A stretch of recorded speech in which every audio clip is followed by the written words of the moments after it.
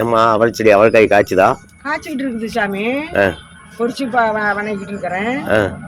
உனக்கு வேணா பொரிச்சு இப்போ. ஓகே. அது என்ன அதானே அப்போ பப்பாளி வர மாட்டேங்குது? பப்பாளி மரம். அது பப்பாளி மரம்.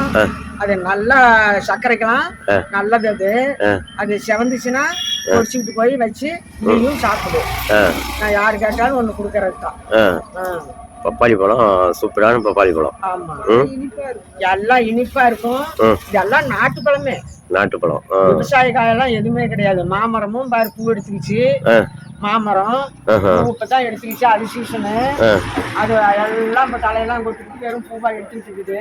மாமரம் அது காய் கொத்து கொத்தா இந்த மாங்காய் நாட்டு மாம்பழம் வந்துச்சுன்னா அடுத்து கொய்யா மரம். தேன் மரம். அடுத்து கொய்யா மரம். அது இப்ப பூ எடுத்துக்கிட்டு அது பிஞ்சு பூவா இருக்குது.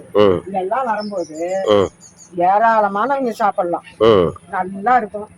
தடத்துல போறவங்க கூட நின்று கூட வாங்கிட்டு போவாங்க. 2 காய் வாங்கிட்டு போவாங்க. ஆமா, சூப்பர்.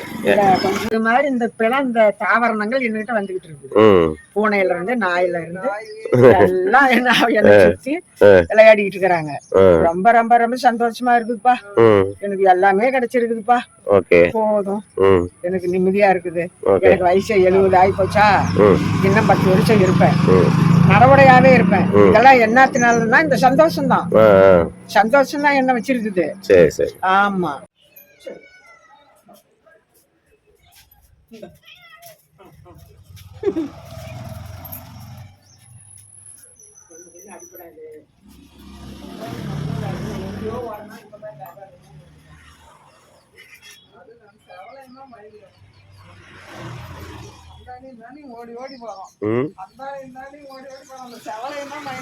ஆமா, அது அவ்வளோ உஷாரம்மா. அது மட்டும் அவ்வளோ உஷாரம். சாலை எஸ்கேப் ஆயிடுது.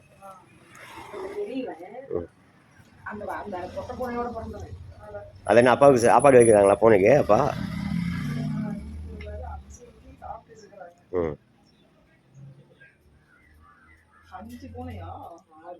6 பூனை. அதான் ரோட்டு கூட போறதில்ல. போவாதுங்க.